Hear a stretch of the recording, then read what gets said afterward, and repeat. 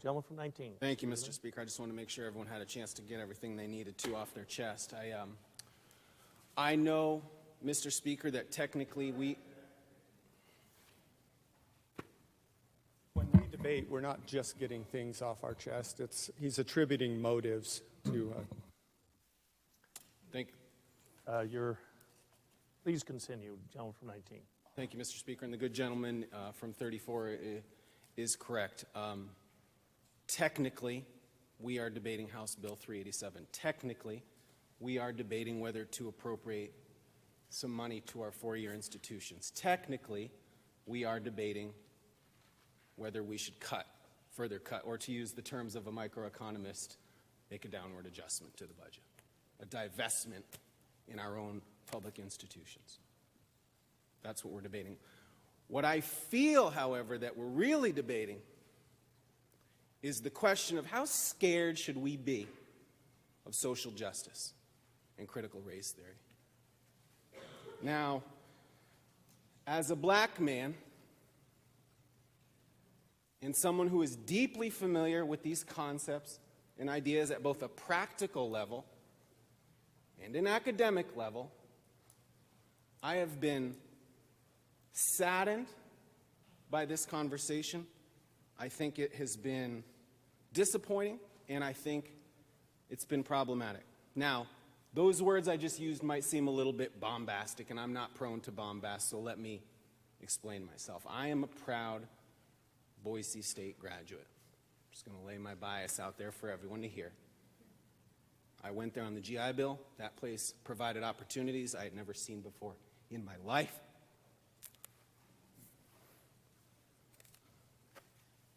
It changed my life.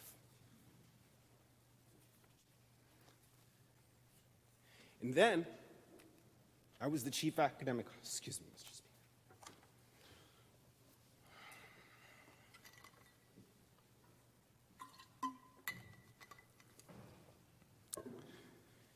And then, I was the chief academic officer for the State Board of Education.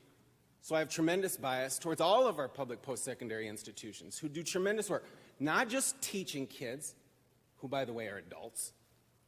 I'm talking about the research that they do for the cattlemen and the wheat commission, the interns that they spill out year after year for all the small businesses in Idaho. I'm talking about the total economic and social impact on our state.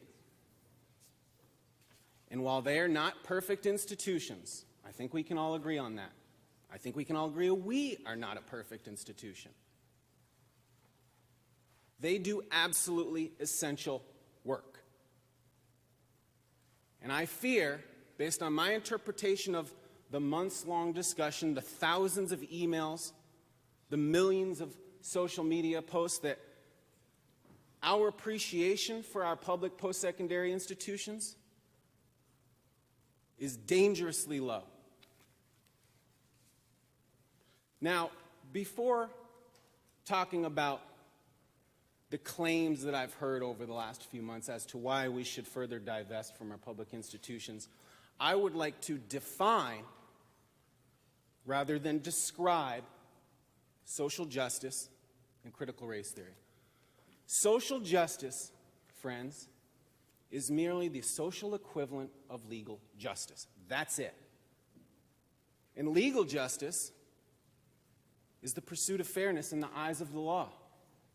So social justice is just the pursuit of fairness in the eyes of society. It's a process. It's one I believe in, and I pray that everybody here believes in it too. The good news is I don't think our conflict is about social justice. I think our conflict is about how we pursue fairness in the eyes of society. That's where ideas like critical race theory come in. So what is it? As I used to tell my undergraduate students, there are 4 things you need to know about critical race theory. Number 1, it is a theory for which there is no universally accepted idea or definition, even by its proponents. It's not a thing, it's not an object, it's an idea. Number 2,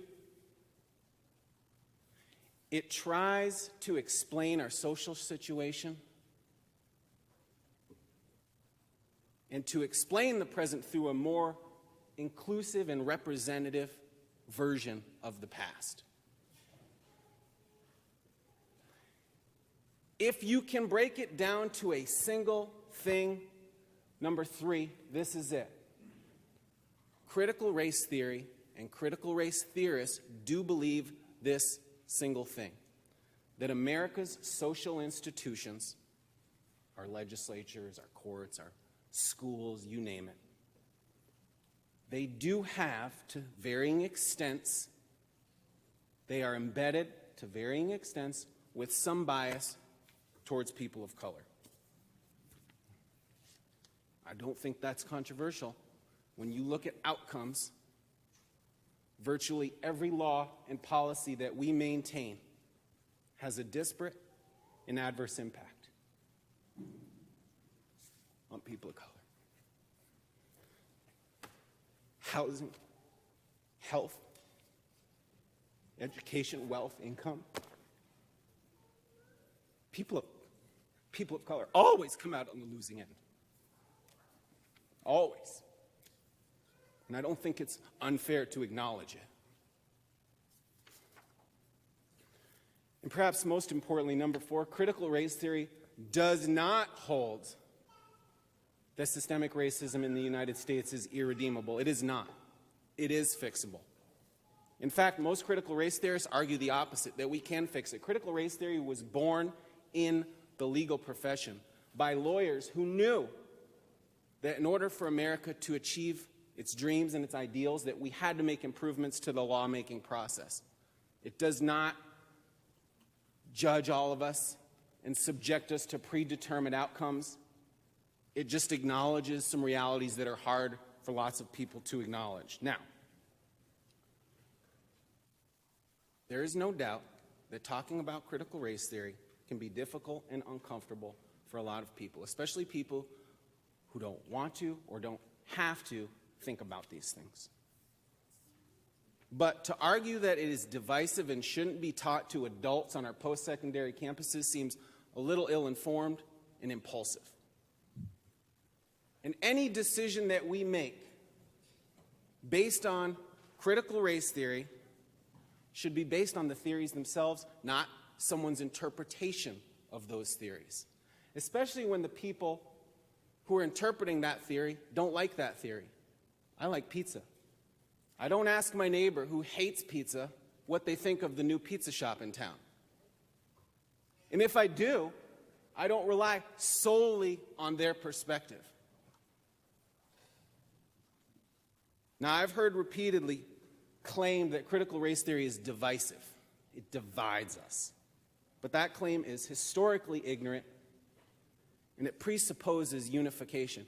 It assumes that we are all sitting around the campfire, holding hands, black and white, tall, short, rural, urban, rich, poor, you name it, singing Kumbaya. And critical race theory jumped out of the woods, said, break it up, break it up. No more good times. It's not the way it is. The truth is that our federal government, our state governments, our local governments, countless private enterprises have spent hundreds of years dividing us, telling us whose property and who's not, where I can live, where I can't, where we can eat, whether I can vote, what my mortgage interest rate is. So I can't settle for vagaries anymore, Mr. Speaker. If I am to believe that social justice and critical race theory is dividing us, here is what I need to hear. I need to hear actual stories about how it is causing interpersonal harm between you and others. How is it dividing you from your friends? How is it dividing you from your family? How is it preventing you from developing relationships with strangers? Causing fights on the internet. Mr. Speaker, I object. State your objection.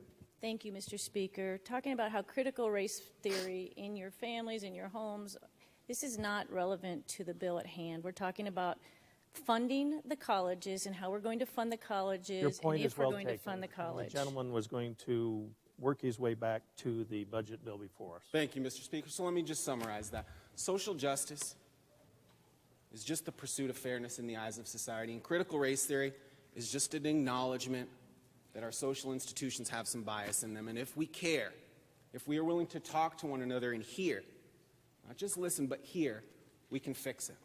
So, against that backdrop, Mr. Speaker, I now feel prepared to address what I think have been the two overarching claims as to why we should divest in our public institutions further than we already have. The first claim is that indoctrination is afoot. Our students are being forced to accept sets of beliefs uncritically. That is what indoctrination is. We've been told that faculty are teaching students to hate America, that faculty are promoting racist ideas, that they are retraining students' minds. We've been fed countless anecdotes about students being bullied or belittled for their beliefs, but drastic cuts to higher education cannot be based in anecdote alone. It cannot be. We need a more reliable way to determine whether indoctrination is occurring. Fortunately for us, attempted indoctrination is a violation of multiple existing policies. The State Board of Education is pretty clear on this. Faculty may not force students to make personal or political decisions. They may not. And all of the institutions know that that is their North Star. So let's pick our favorite punching bag, Boise State University. What do they say about this? Well, if you look...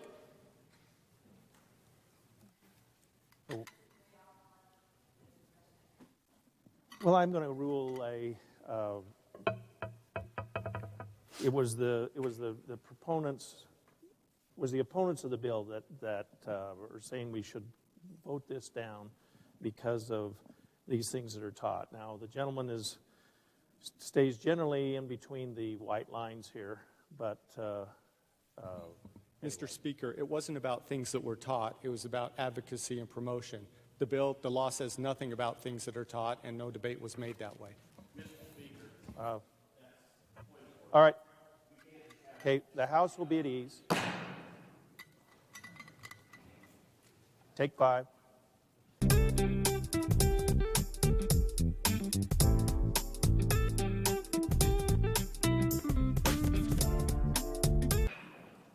The House will be in order. Prior to going at ease, the House was in the 7th order of business.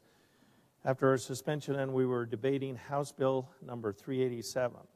The Speaker will remind the body that you will speak when you're recognized by the chair. So if you have an objection, you say, Mr. Speaker, I have an objection. I say, for example, good gentleman from District 34, state your objection. And then we would proceed, but we would not do what we did before we went at ease. All right? Everybody got that? Well, with that, we'll proceed. We interrupted the gentleman from 19 who was debating House Bill 387. Gentleman from 19, you have the floor to continue your debate. Thank you, Mr. Speaker, and I apologize to the good members for slowing the process down when I meant to speed it up. So I'm going to spare you, and I'm going to skip over everything I want to say, everything I feel like I've earned the right to say, and I'm going to get right to the point. 2 things. We need to do 2 things. The first thing we need to do is we need to do our constitutionally mandated job, and we need to vote yes on this budget.